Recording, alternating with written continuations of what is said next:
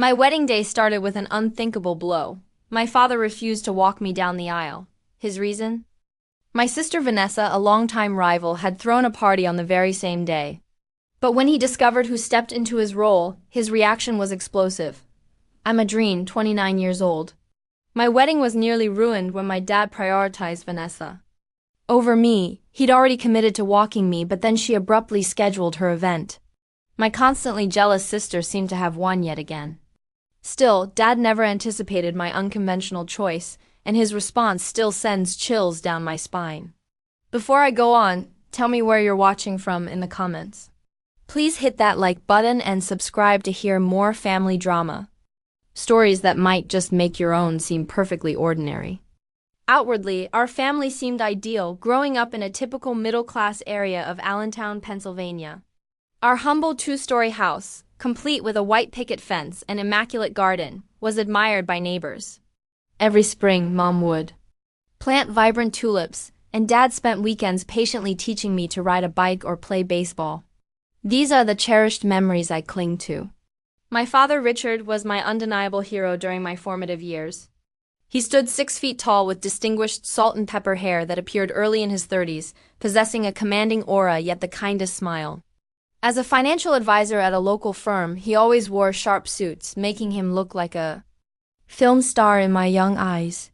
Each morning before heading to work, he'd join me for breakfast, inquiring about my day while Mom prepared my lunch. Adrien, you possess the most brilliant mind I've ever encountered, he'd tell me, his eyes softening at the corners.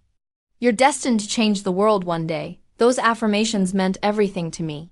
Unlike other kids who dreaded school assignments, I dove into them eagerly. Certain Dad would help me craft the finest science fair volcano or history presentation. When I brought home straight A's, he'd proudly display my report card on the fridge and treat me to ice cream in celebration. My mother, Eleanor, served as our family's steadying force. With her kind brown eyes and gentle disposition, she softened my father's occasional rigidness. She held a part-time nursing position at the local hospital, consistently prioritizing our welfare above her own. I recall her spending hours helping me with homework or teaching me to bake her legendary chocolate chip cookies, which the entire neighborhood adored. However, our household dynamic drastically altered when I turned 12. Mom began experiencing constant fatigue, and within 3 months, we received the crushing diagnosis, stage 4 pancreatic cancer. The subsequent 6 months passed in a haze of hospital visits, hushed adult discussions, and witnessing my once vibrant mother fade before my eyes. Her passing left an unfillable void in our family, a loss we never truly confronted. Vanessa, my sister, is 3 years my senior, and our connection was fraught from the beginning. Even before Mom's passing, Vanessa appeared to resent the strong bond I shared with our father. She was tall and athletic, whereas I was slight and studious. Vanessa excelled in sports, while my passions lay in art and literature. Mom always endeavored to commend our unique talents equally, but Vanessa interpreted every praise directed at me as a personal slight. Following Mom's death, the friction between us intensified. Dad immersed himself in his work, frequently staying at the office until late, I suspect as a means to escape the painful emptiness of our home. His prolonged absence created a void Vanessa swiftly exploited, declaring herself the new matriarch at just 15. Dad's already dealing with enough. Without your constant neediness, she'd snap if I inquired about his dinner plans. He has crucial clients. We need to be strong for him. I witnessed Vanessa transform into a person I barely recognized. She started cooking meals, though they never matched Mom's, and took charge of household matters. Dad seemed appreciative of her initiative, and their bond deepened, while my own relationship with him began to unravel. His subsequent business triumphs only exacerbated the situation. Dad was promoted to senior partner, bringing more income but even less available time. Vanessa expertly manipulated this, employing guilt trips and emotional ploys to secure her status as his preferred child. Adrien just blew $60 on art supplies, she'd inform him, conveniently omitting it was for a forgotten school project. Or, Adrien said she doesn't need you at her band concert. She knows how busy you are, when in reality I've been eagerly anticipating his presence. By the time I reached high school, Vanessa had concocted a completely false narrative about me for Dad. In her version, I was rebellious, unappreciative, and solely focused on my friends. The truth was, I had sought refuge in my studies and art, a coping mechanism for losing my mother and, increasingly, my father. The profoundest betrayal occurred during my junior year when I was nominated for a prestigious art scholarship. The award ceremony was set for a Thursday evening, and I'd reminded Dad for weeks. The night prior, I overheard Vanessa on the phone with him. Adrien told me she doesn't want to make a big fuss about tomorrow. She even mentioned your presence might make her anxious. Maybe just send a card or something. The following day, I sat solo at the ceremony, observing other students with their beaming parents as I accepted my award. Dad sent a congratulatory text, citing an important client dinner.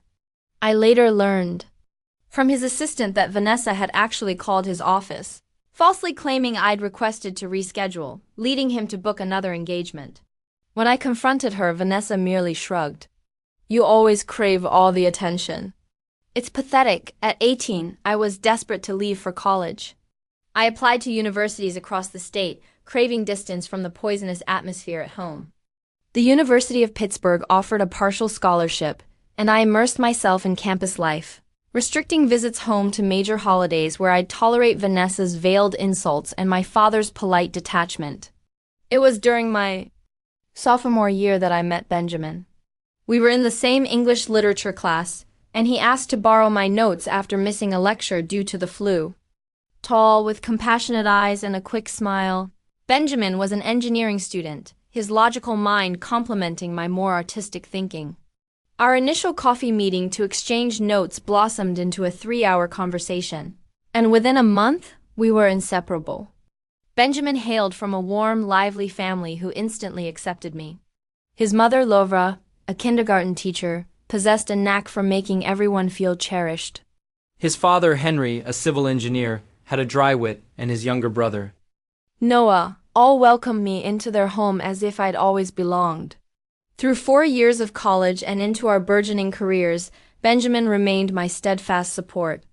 He grasped my family challenges without judgment, comforting me when holiday gatherings left me in tears and celebrating my accomplishments, even when my own father failed to acknowledge them. After graduating, I landed a marketing position in Philadelphia, while Benjamin joined an engineering firm in the same city. We rented a cozy apartment together, fostering our careers and our relationship. Distant from my family's shadow, I maintained mandatory monthly calls with my father, which were usually short and impersonal. Vanessa, now a local real estate agent, consistently portrayed herself as the dutiful daughter, ensuring to inform me, during our rare conversations, that she was Dad's primary caregiver. By 27, I'd been promoted to marketing executive, spearheading campaigns for major clients and gaining industry recognition. Benjamin had likewise progressed in his career, and our life together was more rewarding than I'd ever envisioned. Though my family's wounds lingered, I'd built a new life where I felt appreciated and cherished. Benjamin proposed on our 5th anniversary. He'd meticulously planned a day mirroring our first, breakfast at our old study cafe, a trip to my beloved art museum, and dinner at the Italian restaurant where we celebrated my college graduation. When dessert arrived, a small velvet box lay beside my tiramisu. Adrien, he began, taking my hands across the table, you've made these past 5 years the best of my life. Your creativity, your kindness, and your resilience astound me daily. I want to spend the rest of my life with you. Will you marry me? The ring was exquisite, a vintage sapphire encircled by delicate diamonds. Benjamin later revealed he'd selected it because it echoed my unique artistic spirit. In that joyful moment, I set aside the apprehension of sharing our news with my family. For one perfect evening, I simply wished to be content, free from the specter of past letdowns. The following morning, I called my father. After our customary, polite exchange, I took a deep breath and shared my news. Dad, Benjamin proposed last night, and I said yes. The subsequent silence lingered a beat too long. Well, congratulations, he eventually uttered. his voice more suited to acknowledging a minor work accomplishment than his daughter's engagement. He seems like a good guy. Have you set a date? No enthusiasm, no inquiries about the proposal. No offer of celebration, just pragmatic questions delivered with the same tone he might use for a business deal. Not yet, I responded, attempting to conceal my disappointment. We're thinking next summer. Let me know when you decide. I'll need to check my calendar. After hanging up, I sank onto the couch, battling tears.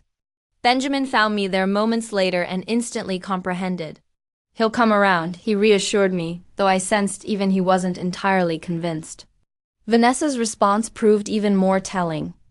When I texted her the news, along with a picture of the ring, her reply was effusively congratulatory to the point of being clearly disingenuous. Oh my God, congrats, little sis. So happy for you. That ring is so pretty. The excessive exclamation points couldn't disguise the simmering jealousy I detected. At 32, Vanessa had navigated a string of fleeting relationships, seemingly unable to find a long-term partner. Despite the unenthusiastic reactions from my family, we forged ahead with wedding plans. After exploring several options, we decided on June 15th, allowing us 9 months to finalize everything. The date suited Benjamin's family, my closest friends, and crucially, my father confirmed his availability. We mailed save-the-date cards 8 months beforehand, aiming to provide ample notice. My father received his, and during our subsequent phone call, he actually sounded somewhat keen. I've marked it in my calendar, he stated. Vanessa mentioned it too. Actually, Dad, I ventured cautiously. I was hoping you would walk me down the aisle. Another silence followed. But this time, when he spoke, I sensed genuine feeling in his tone. I would be honored, Adrien. That solitary moment of connection ignited a flicker of hope that perhaps my wedding could bridge some of the chasm between us. The ensuing months were a flurry of venue visits, catering samples, and gown fittings. We discovered a stunning historic hotel in Philadelphia, featuring a garden terrace for the ceremony and a grand ballroom for the reception. Benjamin's mother, Lavra, accompanied me to many of these appointments, offering helpful suggestions without being intrusive and expressing genuine excitement over every detail. You are going to be the most beautiful bride, she exclaimed. During my initial dress fitting, her eyes glistening as I emerged from the dressing room in a form-fitting lace gown adorned with delicate beading. In that instance, my own mother's absence felt more profound than it had in years. Lavra seemed to perceive this, gently squeezing my hand. Your mom would be incredibly proud of the woman you've become, as planning progressed. I also developed a closer bond with Benjamin's uncle, Jack, his mother's brother. Jack, in his early 60s, was a retired English professor with silver hair and kind eyes magnified by wire-rimmed glasses. He had never married or had children, but he adored Benjamin and Noah as if they were his own sons. At family gatherings, Jack consistently engaged me in discussions about literature, art, or my marketing career. Unlike many older relatives who posed polite but indifferent questions, Jack listened intently and provided insightful replies. You possess an extraordinary talent for connecting with people, he remarked after I showed him a campaign I'd created for a nonprofit client. That's a truly rare gift. During a Sunday dinner at Benjamin's parents' house, Jack mentioned he'd booked a hotel room for our wedding weekend. I wouldn't miss it for anything, he declared with a warm smile. I've even bought a new suit. His authentic eagerness sharply contrasted with my own family's responses. My father would confirm his attendance during our calls but never inquired about the wedding specifics. Vanessa had declined to be a bridesmaid, citing work obligations, though she did state she would attend. 5 months before the wedding, I started observing troubling indicators. Vanessa began making ambiguous remarks on social media about a major event she was organizing. When I phoned to inquire, she was evasive. Just something for work, she'd brush it off. Nothing for you to concern yourself with. Yet as our wedding date neared, I noticed more posts. Venue scouting, discussing catering, mentioning June as the target month. A knot of apprehension tightened in my stomach, but I tried to disregard it, focusing instead on perfecting our own arrangements. The bombshell exploded precisely 3 months before our wedding. Vanessa called me on a Sunday afternoon, her voice oozing saccharine falseness. Adrien, I wanted you to hear it from me before it hits social media. I'm hosting a career achievement party on June 15th. I finally reached my sales goal to become a broker, and the firm is throwing me a massive celebration. My blood turned to ice. Vanessa, that's my wedding day. You got the save the date 8 months ago. Did I? She feigned astonishment. It must have slipped my mind while planning with the firm. Anyway, it's just a coincidence the dates overlap. My event is earlier, starting at 11 a.m. at the country club. It should be wrapping up around 4 p.m. when your ceremony starts, so it works out perfectly. Perfectly? I echoed, my voice rising. You're scheduling a party on my wedding day, knowing. Dad will have to choose. Dad can attend both, she countered smoothly. He's so proud of my accomplishment. But I'm sure he'll make it to your wedding, too. It's not that far. The country club was nearly 2 hours from our venue, making it physically impossible for her attendees, especially the father of the bride, to arrive for our ceremony on time. Muttering goodbye, I dropped the phone and crumbled to the floor weeping. Benjamin found me 20 minutes later, rushing to my side as he returned from work. He's not coming, I sobbed into his shoulder. He's choosing Vanessa's party over walking me down the aisle. Benjamin held me tight, his own fury palpable in his tense shoulders and clenched jaw. I'm so sorry, Adrien. He doesn't deserve you. That night, in bed, discussing alternatives, Benjamin gently floated the idea of postponing the wedding. We could move it, he suggested. Give your dad no excuse to miss it, the thought had occurred to me too, but something within me resisted. No, I stated firmly. I'm not reorganizing our wedding because of Vanessa's schemes. That's exactly what she wants. The next day, Benjamin's mother called to check on wedding specifics, and immediately sensed my distress. I found myself unburdening the entire story to her over the phone. Oh, sweetheart, Lavra said, her voice brimming with maternal empathy. I can't believe your father would do this to you. I don't know what to do, I confessed. Part of me wants to call and plead with him, but I know that's what Vanessa anticipates. She wants me to appear desperate. Listen to me, Lavra asserted firmly. This is your day, yours and Benjamin's. Don't let anyone diminish it. Your father is making a choice he will regret for the rest of his life, but that's his burden. Not yours. Her words fortified me, but the question lingered. Who would walk me down the aisle? The traditional father-daughter moment was something I'd always envisioned, despite our strained relationship. The idea of walking alone felt like a public affirmation of my father's rejection. Later that week, Benjamin's uncle, Jack, unexpectedly called. Benjamin told me what happened, he said gently. I hope you don't mind him sharing. Of course not, I replied, touched by his thoughtfulness. I know this is a challenging time, Jack continued. Family disappointments wound the deepest. Something in his voice hinted at personal experience with such sorrow. It sounds like you understand. A brief pause. More than you might guess. My own father disapproved of my choice to study literature. Instead of business, some wounds never truly mend, but we learn to forge fulfilling lives regardless. His profound wisdom and compassion brought fresh tears to my eyes. Thank you for understanding, Jack. Any time, dear. And remember, family isn't merely about blood. It's about who supports you when it counts most. A week before the wedding, I reached an emotional low.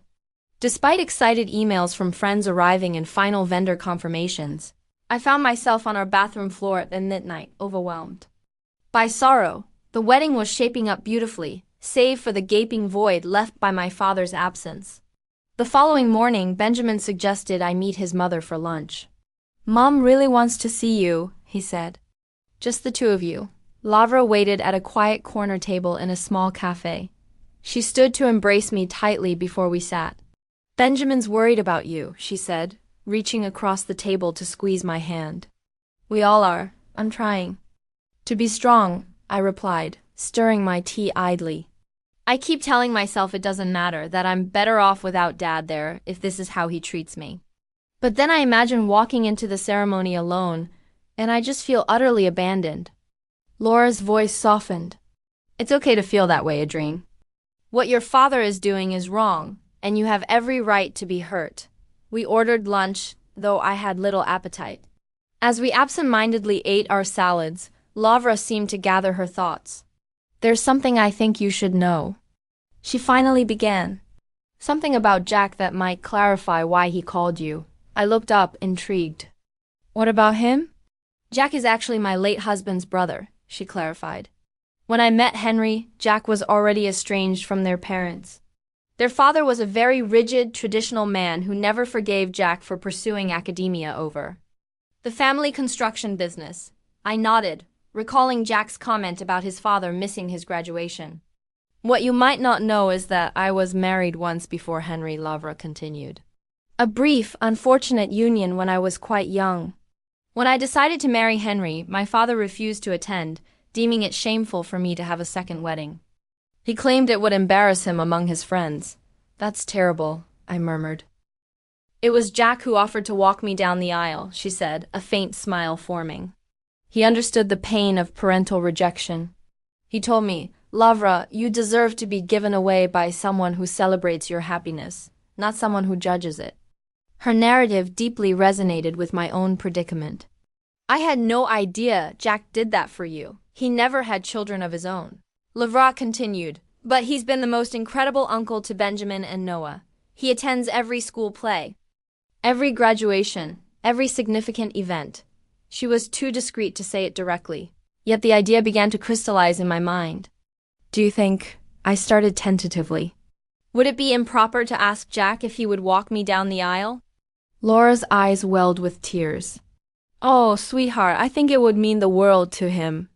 But this must be your decision, not something you feel compelled to do. I spent the next day mulling over the idea.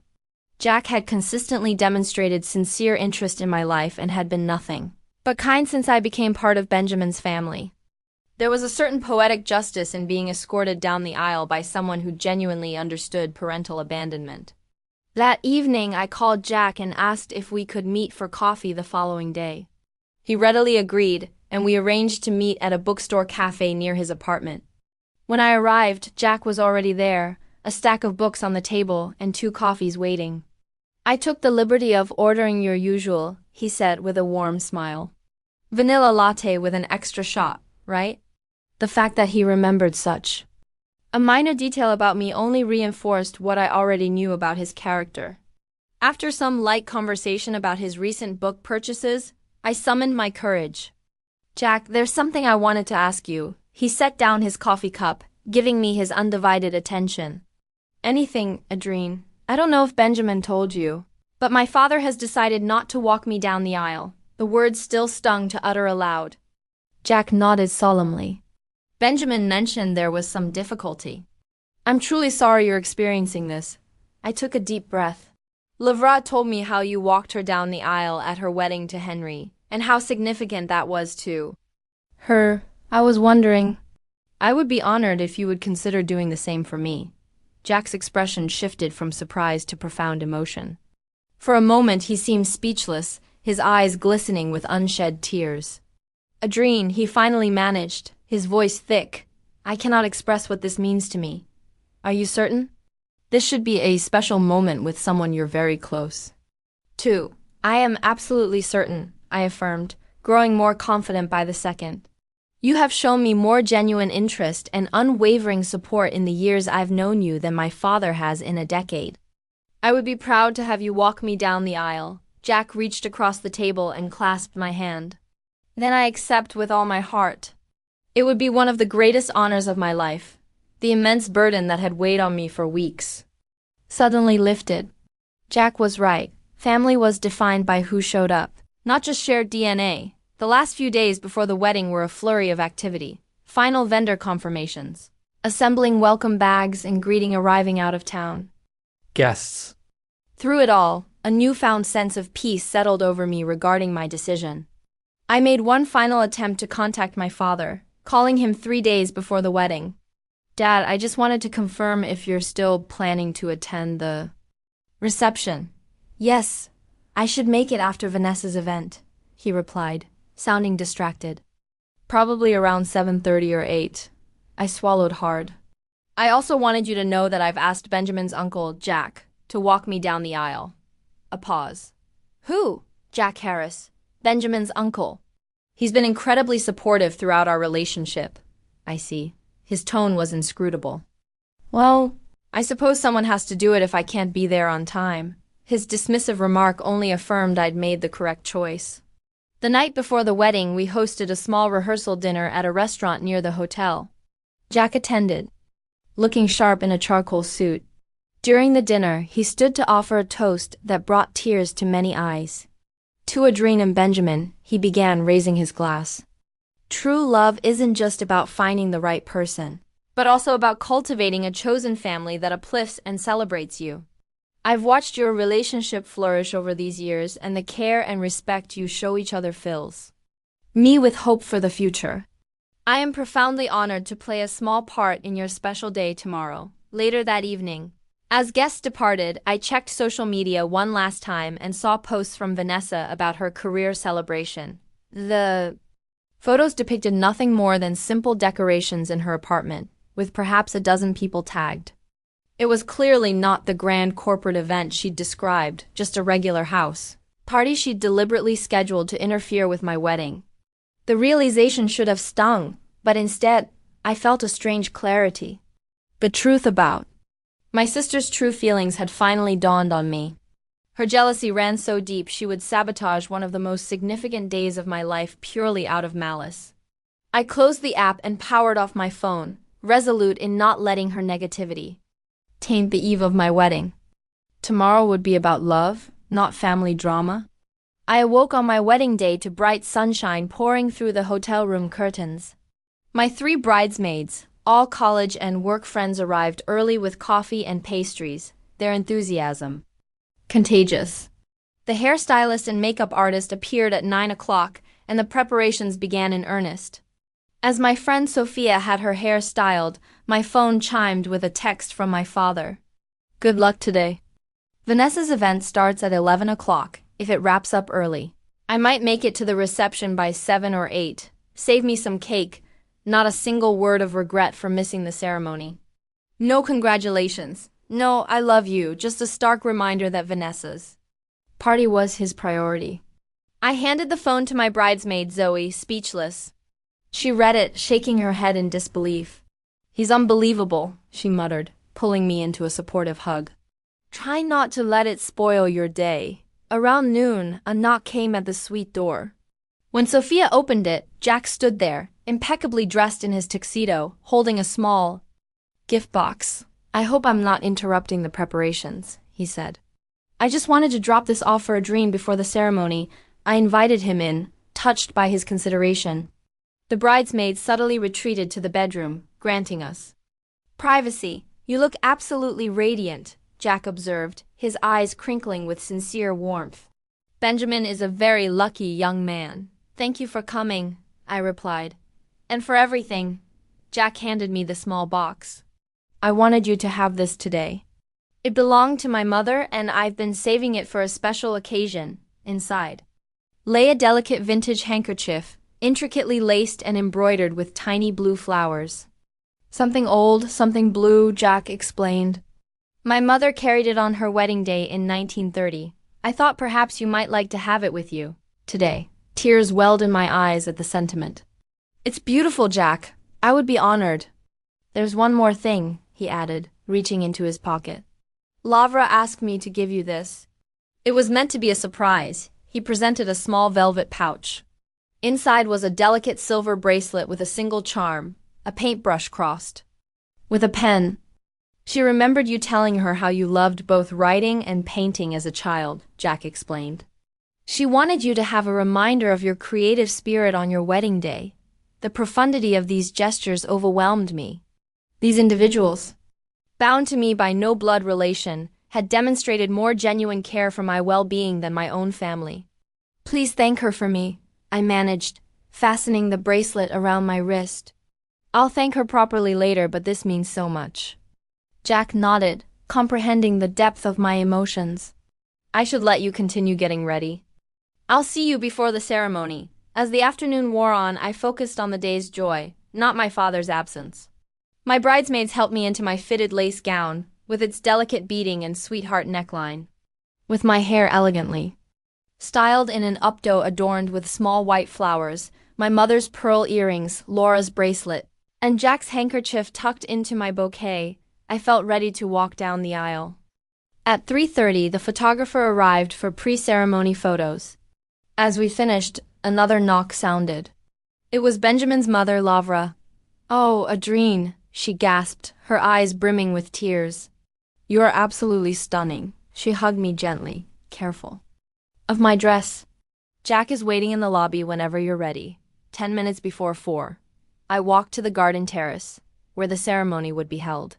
Through the glass doors, I could see 90 guests seated in white chairs, the floral arch where Benjamin waited with the officiant, and the string quartet playing softly. Jack awaited me in the small antechamber, appearing slightly nervous but collected. When he saw me, his expression transformed into pure pride. "Ready?" he asked gently. I nodded, too overcome to speak. Jack offered his arm, and as the first notes of Pachelbel's canon in D began, the doors opened. Walking down the aisle with Jack, I felt a peculiar mix of emotions. A pang of sadness lingered that my father chose to miss this, yet it was overshadowed by profound gratitude for the man who had stepped in with such grace and compassion. Benjamin's face as he watched me approach was worth every moment of planning, every family drama, every tear shed. His eyes shone with love and wonder. In that moment, I knew with absolute certainty that we were forging our own family, one founded on mutual respect and genuine affection. The ceremony unfolded exactly as I'd hoped. We exchanged our self-penned vows, pledging to support each other's aspirations, communicate openly, and choose each other daily. When the officiant declared us husband and wife, the guests' applause enveloped us like a warm embrace.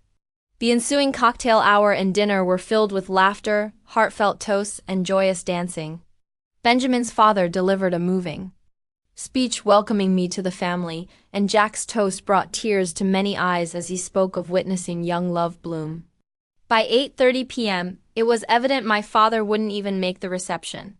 I tried not to let it sour my mood as Benjamin and I shared our first dance. As the evening progressed, I spotted my cousin Thomas arriving, looking somewhat disheveled. Thomas.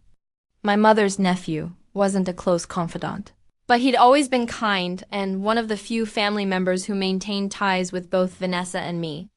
After hugging him, I commented on his late arrival. "I'm so sorry," he said genuinely apologetic. I stopped by Vanessa's event first, thinking I could make both. "But, Adrien, there's something you should know." He led me to a quiet corner, his expression grave. "That party Vanessa had today, it wasn't what she told everyone. It wasn't a work event at all." My stomach clenched. "What do you mean?" "It was just a casual gathering at her apartment. Maybe 15 people total. Mostly her gym friends and a couple of co-workers.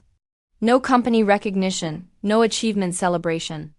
I even asked her colleague Sarah about the broker promotion, and she looked completely bewildered. The implications were staggering. So, she lied about the whole thing just to create conflict with my wedding?" Thomas nodded grimly. "That's not all. I overheard her talking to your dad. She's been telling him for months that you didn't really want him at the wedding, that you only asked him to walk you out of obligation." "What? That's utterly false." "I know. And there's more." Thomas pulled out his phone, showing me a text exchange with Vanessa from months earlier. In it, she openly admitted to deliberately scheduling her party on my wedding day. She wanted to force your dad to choose by fabricating awful things about you to the family. The revelation was both shocking and oddly validating. All these years, I'd thought I was paranoid about Vanessa's manipulations. But here was concrete proof she'd actively sabotaged my relationship with our father. "Does Dad know any of this?" I asked. Thomas shook his head. "I don't think so." I tried to tell him today, but Vanessa kept interrupting and eventually pulled him away. "I'm so sorry, Adrien. I should have realized what was happening sooner." I hugged my cousin, thankful for his honesty. "Thank you for telling me, Thomas. At least now I know the truth." As the reception continued, I tried to absorb this new information.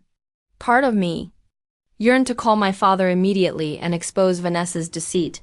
But another part recognized this was my wedding day, and I deserved to enjoy it free from family drama. I rejoined Benjamin on the dance floor, pushing thoughts of my sister and father aside. This day was about our love and our future, not the painful past. The reception was winding down around 10:30 p.m., with only about 40 guests remaining, when I noticed a stir near the entrance. My heart leaped. It was my father's tall figure, entering the ballroom, looking uncomfortable in a hastily donned suit. Benjamin spotted him simultaneously and squeezed my hand. "Want me to intercept?" I shook my head. "No, I need to handle this." My father approached awkwardly, clutching a small gift bag. "Congratulations," he said stiffly, leaning in for an equally rigid hug. "Sorry I'm late." Vanessa's thing ran longer than expected. The casual way he referenced missing my entire wedding ceremony made my blood boil, but I kept my composure. "I'm glad you could make it for the last hour of the reception." If he detected the sarcasm, he didn't acknowledge it. Instead, he surveyed the room, taking in the elegant decor, the remnants of the cake, the small group still dancing. "Looks like it was a nice wedding," he commented, as if discussing a movie he'd missed. "It was beautiful," I replied. "Perfect, actually." An awkward silence fell before he thrust the gift bag toward me. "This is from Vanessa and me." A set of crystal wine glasses. "Thank you," I said, setting the bag aside unopened. "Would you like a drink?" "The bar's still open." He nodded, and we walked to the bar. As the bartender prepared his scotch, my father finally posed the question I expected. "So, who ended up walking you down the aisle?" "Jack Harris," I replied. "Benjamin's uncle." My father frowned slightly. "The older gentleman in the navy tuxedo, the one who gave that toast earlier." I nodded, scanning the room and spotting Jack chatting with Lavra and Henry. "Yes, that's him. You had a stranger walk you down the aisle?" His tone was incredulous, as if I'd made an absurd choice. "He's not a stranger to me," I stated firmly. "He's been part of Benjamin's family for years, and he's shown more interest in my life and happiness than you have in a very long time." My father's face flushed with anger. "That's not fair, Adrien. I've always supported you, have you?" I challenged, years of pent-up hurt finally spilling out. "You missed my art scholarship ceremony in high school because Vanessa told you I didn't want you there. You forgot my college graduation dinner until Benjamin's parents reminded you. And now you skipped my wedding ceremony for Vanessa's fake party, what are you talking about?" At that moment, Thomas approached us. "Uncle Richard, glad you made it, even if it's just for the end." My father nodded curtly. "Thomas, what is Adrien saying about Vanessa's party being fake?"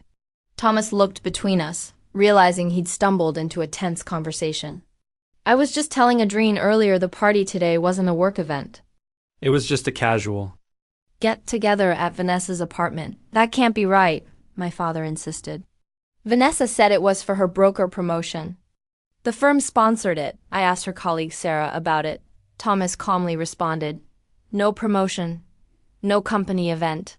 Just a party Vanessa planned on Adrienne's wedding day." My father's expression shifted from disbelief to profound confusion.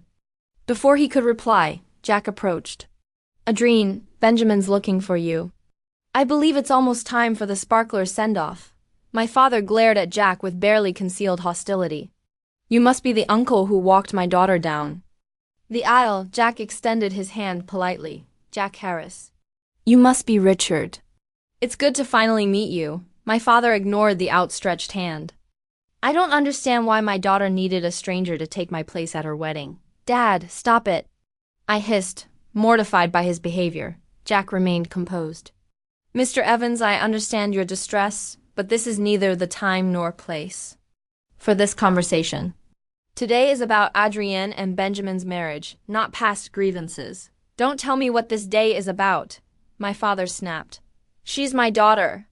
"Then perhaps you should have acted like her father," Jack countered evenly. Being a father means showing up not just when it's convenient, but when it matters most. The simple, unvarnished truth of Jack's words seemed to strike my father like a physical blow. He stared at Jack, then at me, his anger suddenly deflating into something resembling shame. "I need to go," he said abruptly. I need to talk to Vanessa. Without another word, he turned and strode out of the ballroom, leaving an unsettling silence. Jack placed a gentle hand on my shoulder. I'm so sorry, Adrien. Should I get Benjamin? I nodded, overwhelmed. Jack. Quickly returned with my new husband, who instantly wrapped a protective arm around me. What happened? Before I could explain, my father returned, face flushed with anger. Vanessa hung up. I'm going to her apartment now for the truth. Dad, please, I pleaded. Can this wait? This is a celebration. I need to know if what you're saying is true, he insisted. If Vanessa's been lying all these years. She has, Thomas confirmed quietly. It's true, Uncle Richard. My father looked at me, then at Jack, who stood supportively beside us. Seeing us together seemed to trigger fresh rage. So you replaced me with him? He demanded, gesturing at Jack. Some random old man you barely know? Jack stepped forward, calm but firm.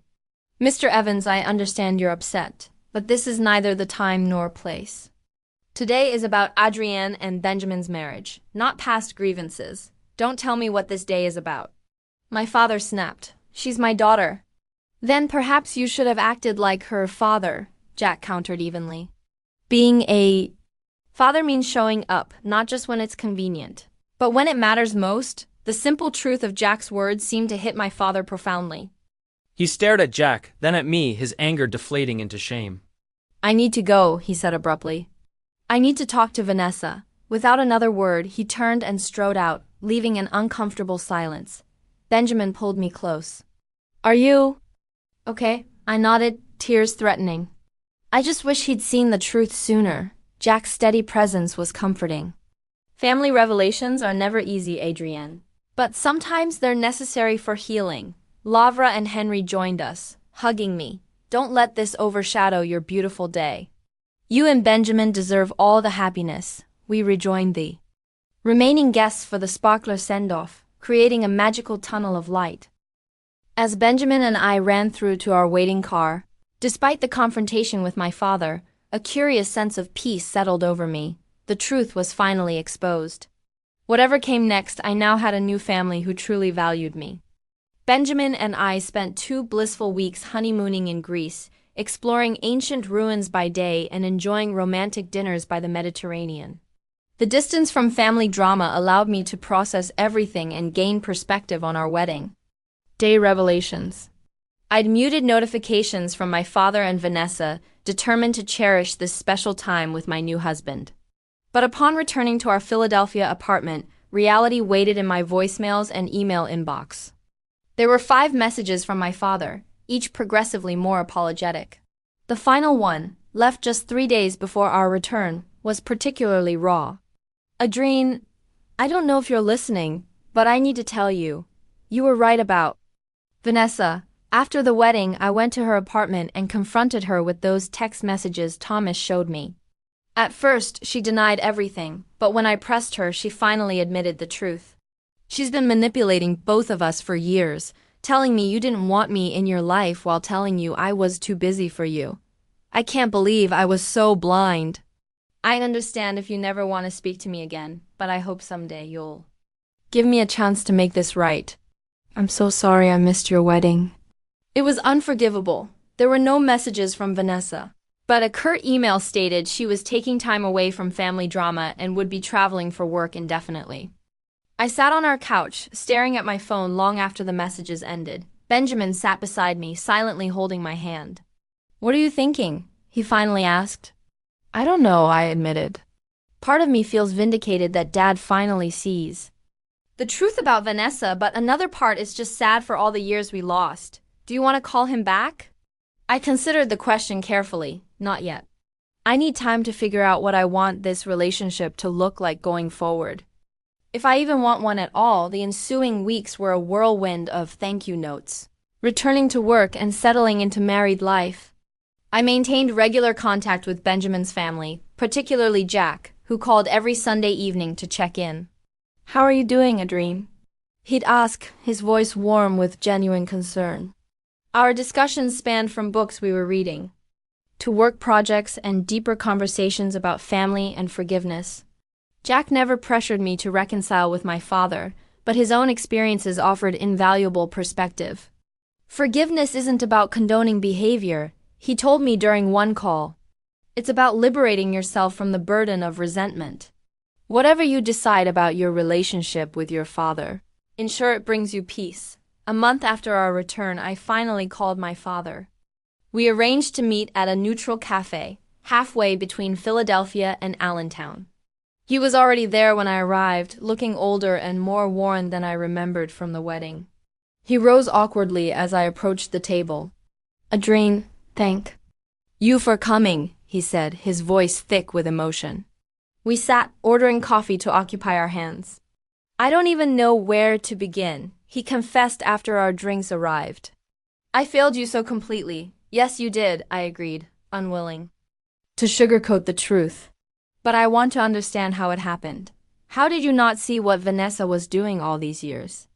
He sighed heavily. "After your mother died, I was lost.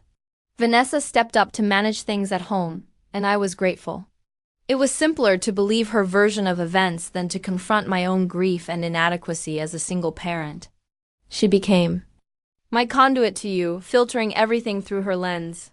By the time you left for college, I truly believed her narrative that you were pulling away from the family. I never wanted to pull away from you," I clarified. "I just couldn't endure Vanessa's constant manipulation. It was easier to distance myself." "I understand that now," he replied. After the wedding, when I confronted her, she finally admitted everything. She's been jealous of our relationship since you were a child. She felt I always favored you, and after your mother died, she saw an opportunity to have me entirely to herself. Have you spoken to her since?" He shook his head. "She left for a business trip to Florida the day after I confronted her. She's staying with a friend in Miami and refuses to discuss what happened. I don't know when or if she'd come back. We talked for nearly 3 hours, delving into painful memories and misunderstandings. There were tears on both sides, recriminations, and eventually the nascent stages of understanding. I want to try to rebuild our relationship," my father said as we prepared to leave. "I know I don't deserve another chance, but if you're willing, I'd like to get to know the amazing woman you've become." "I need to think about it," I replied honestly. "This isn't something we can fix in one conversation." He nodded, respecting my boundary. "Take all the time you need. I'll be here when you're ready." Over the subsequent months, we began a careful reconciliation. Weekly phone calls evolved into regular visits. I properly introduced him to Benjamin's family, including Jack, who displayed remarkable graciousness in welcoming my father despite their awkward first encounter. 3 months after our initial reunion, my father suggested a family dinner at his home, inviting Benjamin's parents and Jack. It was a cautious step toward integrating our families. And while there were still tense moments, genuine effort was present on all sides. After dinner, I found my father and Jack in the living room, deep in conversation. "I want to thank you for being there for Adrien when I wasn't," my father was saying.